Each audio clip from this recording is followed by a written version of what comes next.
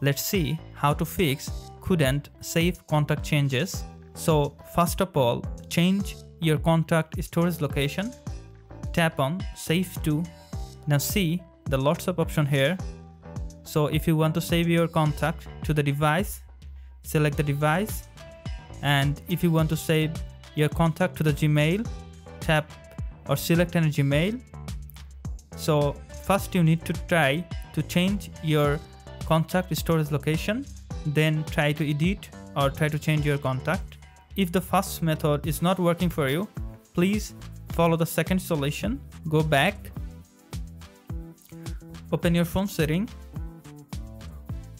now scroll down and find out Google. Tap on Google. Now tap on All Service. Now scroll down and find out Google contact sign. Now tap on the contact sign status. Now make sure your Google contact sign is enabled. So follow these two fundamental steps to solve your couldn't save contact changes problem.